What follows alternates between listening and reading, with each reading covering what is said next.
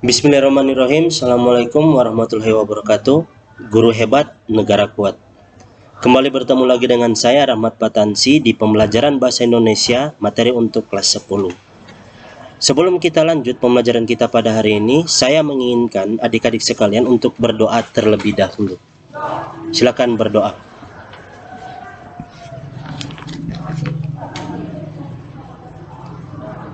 Amin. Terima kasih, lanjut ya. Jadi judul kita pada hari ini menelaah teks biografi. Nah, apa sih teks biografi tersebut? Teks biografi itu kurang lebih seperti riwayat hidup, kata lainnya ya, riwayat hidup seseorang ataupun guru. Jadi riwayat hidup ini berkaitan dengan nama, pengalaman, hal yang dicapai, seperti itu ya, peningkatan pendidikan. Jadi pada dasarnya teks biografi ini merupakan teks yang berkaitan dengan tokoh besar yang ada di negara kita, ataupun karena pada dasarnya juga teks biografi ini berupa referensi ataupun panduan kepada diri kita sendiri terhadap hal yang kita baca dalam biografi tersebut, tokoh yang kita ketahui. Jadi itu sebenarnya juga memacu semangat kita untuk membuat hal yang lebih dari tokoh tersebut buat. Jadi berikut uraian lengkapnya ya. Jadi saksikan video ini sampai dengan selesai agar tidak ada informasi yang miss. Paham ya? Jadi pada dasarnya kata biografi ini berasal dari bahasa Yunani yang terbagi menjadi dua kata. Yang pertama kata bios, yang kedua kata grapien. Kata pertama ya artinya adalah hidup, kata kedua artinya tulis. Jadi pada dasarnya ataupun pada intinya biografi ini berkaitan dengan kehidupan seseorang yang ditulis oleh orang lain ya. Jadi bukan ditulis oleh diri sendiri, ditulis oleh orang lain. Paham ya? Biografi sendiri adalah sebuah tulisan yang membahas mengenai kehidupan seseorang ataupun dikenal dengan riwayat hidup. Tadi di awal sudah saya jelaskan sedikit. Nah, di dalam biografi tersebut dijelaskan dengan secara lengkap kehidupan seorang tokoh sejak ia kecil sampai dengan ia tua ataupun sampai ia meninggal. Jadi di sini dalam biografi ini diuraikan hal-hal apa saja yang pernah ia capai pada masanya yang dulu. Dipahami ya? Baik dari jasa, karya, ataupun bentuk-bentuk lainnya yang pernah ia hasilkan. Nah, biografi ini seringkali bercerita mengenai seorang tokoh sejarah, namun tak jarang juga bercerita mengenai orang yang masih hidup. Untuk membuatnya membutuhkan jadi pada dasarnya untuk membuat sebiografi kita membutuhkan hal-hal pendukung ataupun hal-hal tambahan. Jadi hal-hal utamanya dan hal-hal pendukung itu berupa buku harian. Jadi ini sebuah referensi ya, referensi yang mengacu agar kita bisa membuat riwayat hidup seorang tokoh sedemikian rupa, dan karena ini juga bisa menjadi panutan kepada orang lain, makanya kita harus mempunyai referensi yang benar-benar berdasarkan kenyataan. Paham ya? Silakan kalian baca dan dilihat di layar Anda masing-masing ya. Buku harian, surat-surat, clipping, koran, dan juga lain sebagainya yang dapat mendukung referensi kita untuk membuat biografi. Sedangkan bahan pendukung berupa tulisan biografi lainnya yang mungkin sudah pernah ditulis oleh orang lain sebelumnya ya. Buku referensi sejarah yang memaparkan peran orang dalam biografi tersebut. Sebentar saya akan berikan contoh biografi. Jadi sebelumnya kita jelaskan dulu ya. Bentuk biografi. Nah, bentuk dari biografi tersebut terdiri dari dua bentuk.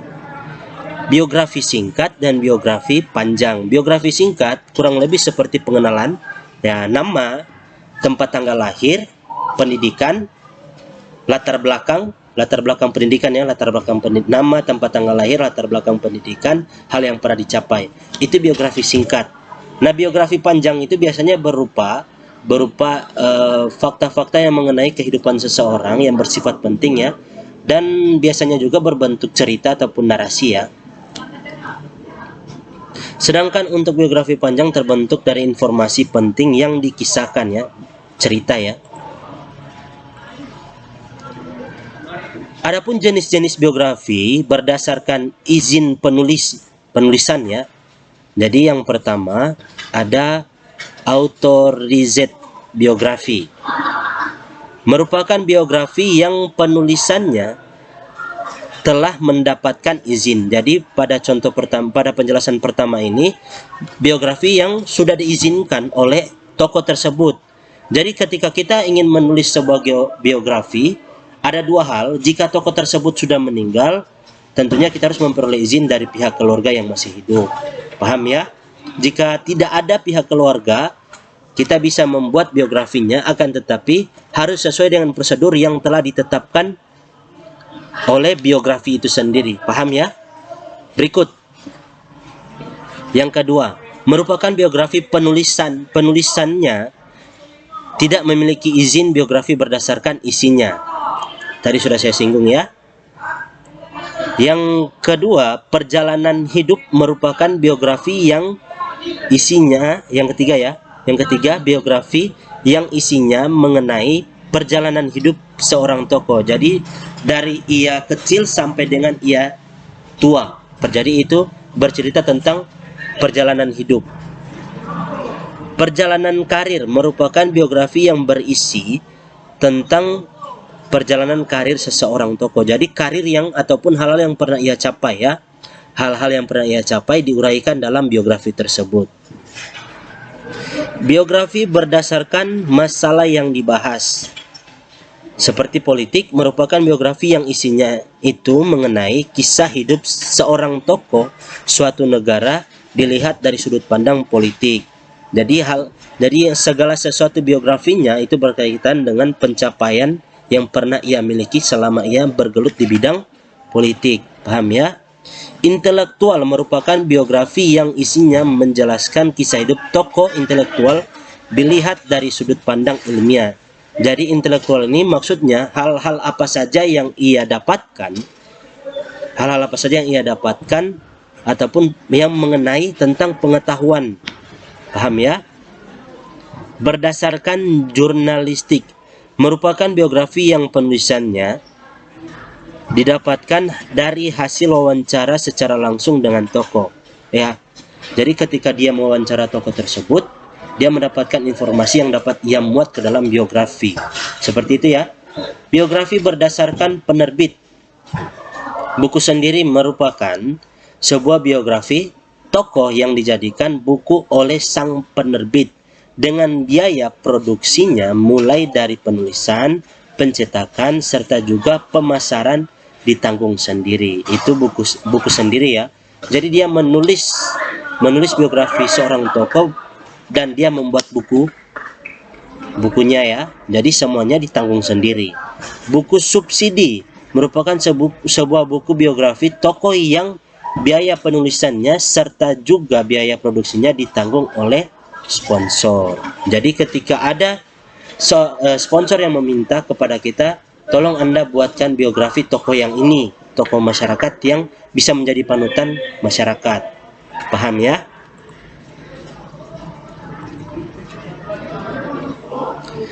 Berikut struktur biografi itu terbagi kurang lebih tiga bagian. Yang pertama, orientasi adalah suatu bagian yang mana pada bagian ini menjelaskan mengenai pengenalan tokoh yang berisi gambaran awal mengenai tokoh yang diceritakan.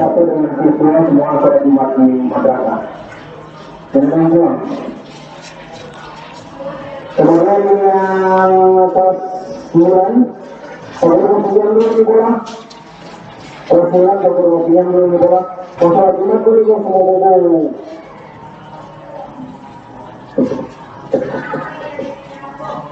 atas 9, yang ada yang kurang.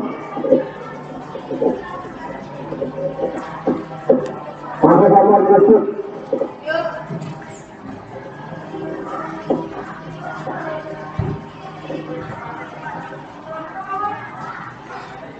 Lanjut lagi ya. Jadi abaikan saja suara yang tadi. Itu tidak termasuk dalam pembelajaran ya. karena ini saya sedang melakukan penjelasan itu di sekolah, di ruang guru, jadi tidak bisa dihindari suara-suara siswa ataupun suara-suara mikrofon atau mic ya, toas dan lain sebagainya. Jadi diabaikan saja. Kita lanjut ya. Jadi struktur biografi itu terbagi menjadi tiga bagian. Yang pertama orientasi dikenal ataupun adalah suatu bagian yang mana pada bagian ini menjelaskan mengenai pengenalan tokoh yang berisi gambaran awal mengenai tokoh yang diceritakan di dalam sebuah biografi. Yang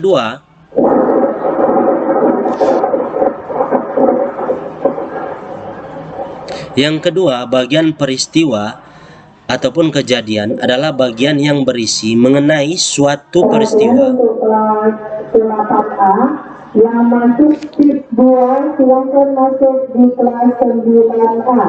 Sekali lagi untuk siswa kelas 8A yang masuk tip 2 silakan masuk di kelas 9A. Sekali lagi ya, abaikan saja suara yang tadi.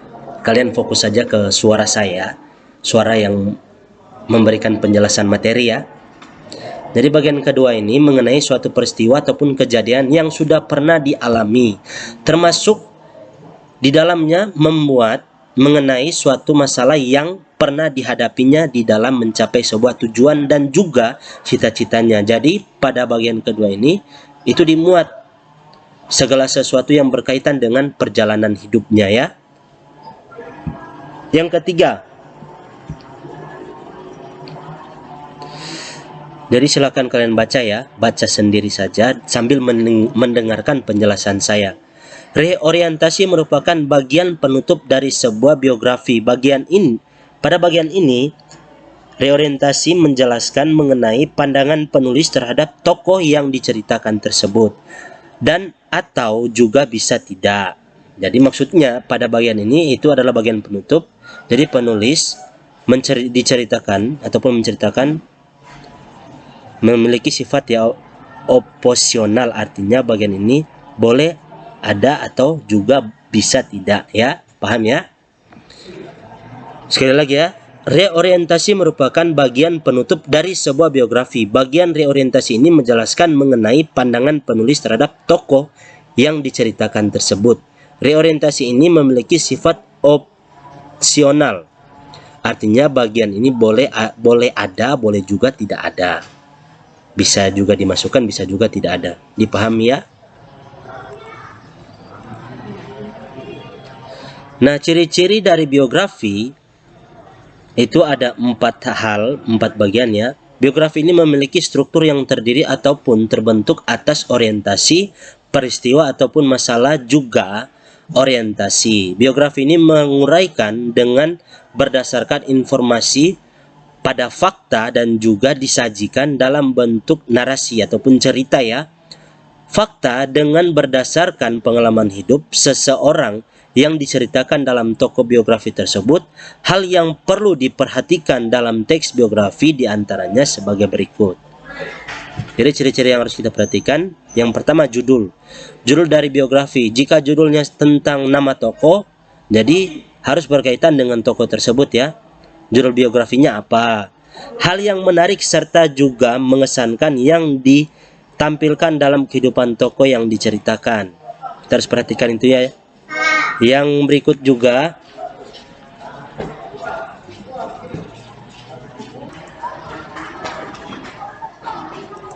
lanjut lagi ya. Maaf tadi ada sedikit gangguan ya. Lanjut. Jadi pada bagian kedua, hal yang menarik serta juga mengesankan yang ditampilkan dalam kehidupan tokoh yang diceritakan. Jadi hal-hal apa saja yang menarik dan mengesankan menurut kita yang bisa kita muat dalam biografi. Ingat ya, sekali lagi saya tekankan, karena pada dasarnya biografi ini kan akan dipublikasikan. Jadi kita harus memilih hal-hal yang baik, yang mengesankan di dalam kehidupan tokoh tersebut, karena pada dasarnya juga atau ujung-ujungnya juga biografi yang kita publis itu akan menjadi sebuah sorotan ataupun sorotan masyarakat ataupun panutan dari masyarakat untuk melakukan hal-hal yang lebih dari tokoh tersebut lakukan ataupun hal baik yang pernah ia lakukan. Dipahami ya? Yang ketiga, hal yang mengagumkan serta juga mengharuskan yang muncul dalam mengharukan ya. Hal-hal yang mengagumkan serta juga mengharukan yang muncul dalam kehidupan tokoh yang diceritakan. Paham ya? Hal yang biasa atau hal yang bisa untuk dicontohkan atau menjadi teladan dari kehidupan tokoh. Paham ya? Lanjut. Unsur kebahasaan teks biografi itu terbagi menjadi 4. Kata hubung. Kata hubung ini kata yang menghubungkan antara kalimat satu dengan kalimat yang lain ataupun kata yang satu dengan kata yang lain. Seperti itu ya. Itu kata hubung. Contoh kata hubung dan. Saya dan Anda. Itu menghubungkan kata sebelumnya dan kata yang sesudahnya. Paham ya? Kata merujuk kata ya. Kata yang ditujukan, kata yang memiliki sebuah tujuan ataupun sebuah objek yang dituju. Kurang lebih seperti itu ya. Kata kerja, kata yang menggambarkan sesuatu yang sedang dikerjakan. Contoh cangkul, kata kerja cangkul. Ayah sedang mencangkul tanah. Jadi kata kerjanya cangkul, menggambarkan bahwa aktivitas yang sedang ayah kerjakan itu adalah mencangkul. Paham ya? Waktu, aktivitas, dan tempat. Ini yang keempat ya.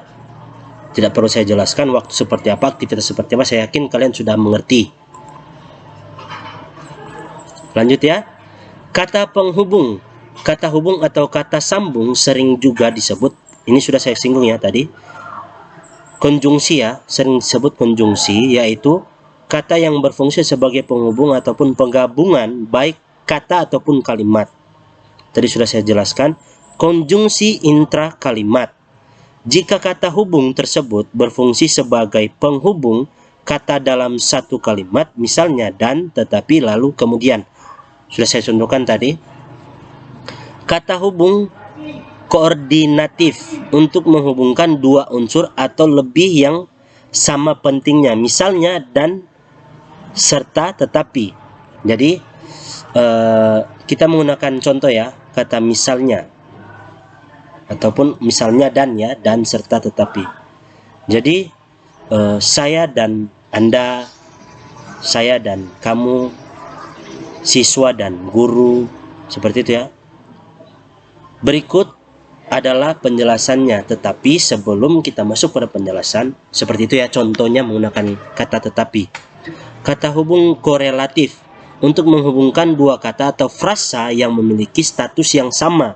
Jadi kata ataupun frasa yang memiliki makna yang sama ya, status ataupun makna yang sama, biasanya dipisahkan oleh salah satu kata atau frasa, misalnya baik maupun tidak hanya. Paham ya? Tetapi juga ya, paham ya? Untuk sampai dengan sini saya harap Anda mengerti dan memahami apa yang saya jelaskan. Jika ada hal yang kurang dimengerti dan dipahami, silakan ditanyakan di kolom komentar ya. Yang ketiga, kata hubung subordinatif untuk menghubungkan dua kata atau frasa yang tidak memiliki status yang sama, misalnya setelah, agar, sehingga, karena. Paham ya?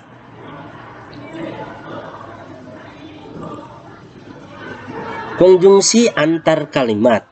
Jika kata hubung tersebut berfungsi menghubungkan kalimat yang satu dengan kalimat yang lain, misalnya menggunakan kata akan tetapi, meskipun demikian, oleh karena itu.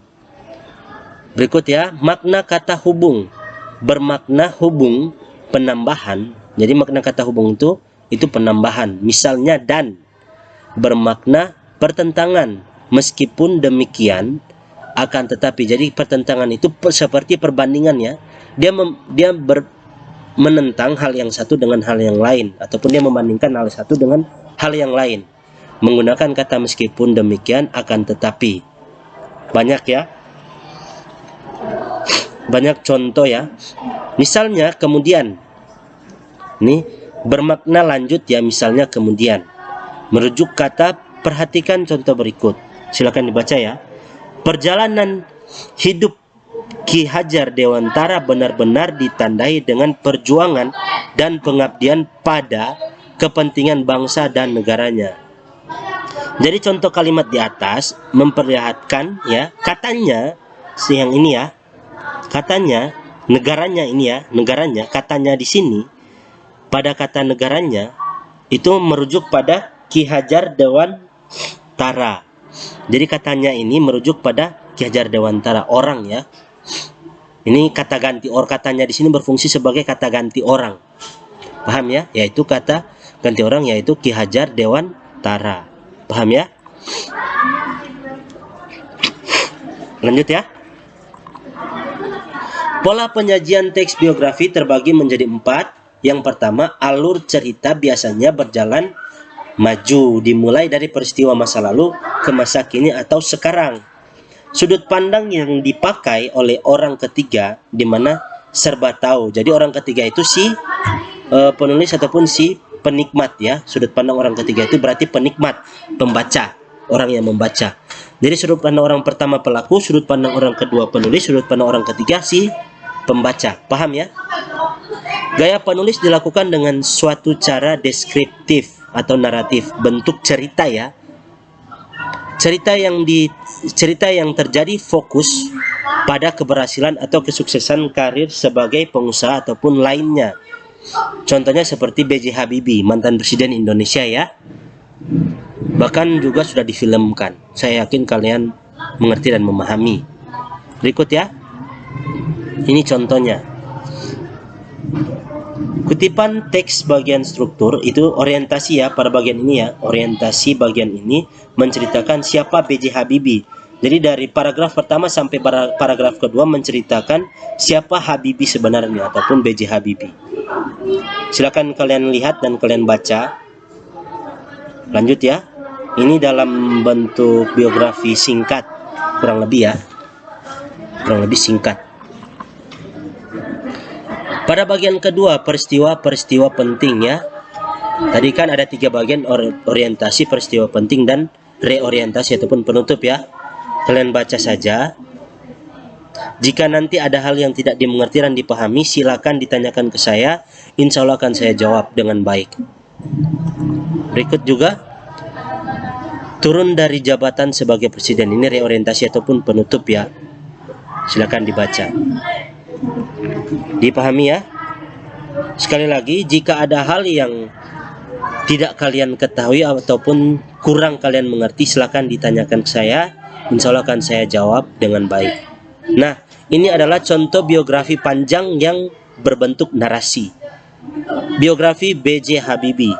B.J. Habibie adalah salah satu tokoh panutan dan menjadi kebanggaan bagi banyak orang di Indonesia. Ini menceritakan ya.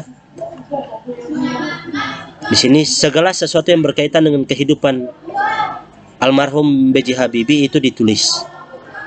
Saya pribadi juga sangat mengidolakan almarhum B.J. Habibie karena banyak hal-hal dan prestasi yang beliau dapatkan semasa ia hidup. Silakan kalian lihat dan kalian baca. Jika terlalu cepat saya scroll, silakan di pause saja atau dihentikan sejenak. Ini contohnya ya. Jadi karena ini berbentuk cerita, jadi lumayan sangat panjang.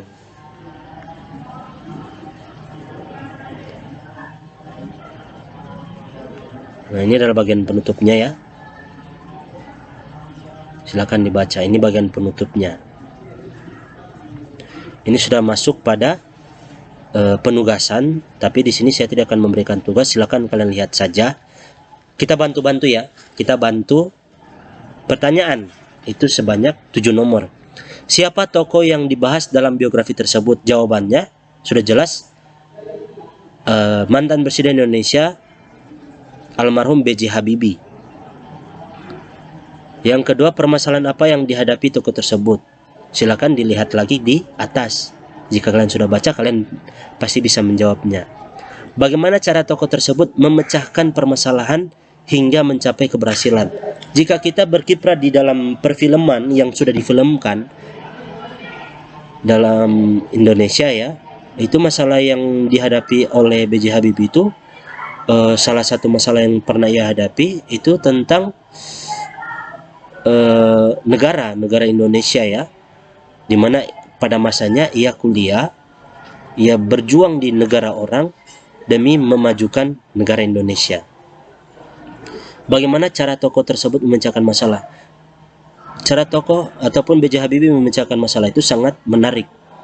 Orangnya sangat tenang, sangat kompeten, sangat berhati-hati dalam memilih hal yang, jadi banyak pertimbangan ya. Silakan dilihat dan dibaca. Jadi semoga apa yang saya sampaikan kepada kalian hari ini, insya Allah semoga bermanfaat kepada kalian. Dan jangan lupa jika ada hal yang kurang dimengerti, ditanyakan ke saya. Dan terima kasih kalian sudah menyaksikan video ini sampai dengan selesai. Setidak-tidaknya kalian memiliki sedikit tambahan ilmu pengetahuan mengenai bahasa Indonesia. Terima kasih. Sekian. Wabillahi taufik wal hidayah. Wassalamualaikum warahmatullahi wabarakatuh. Kita bertemu lagi di materi selanjutnya.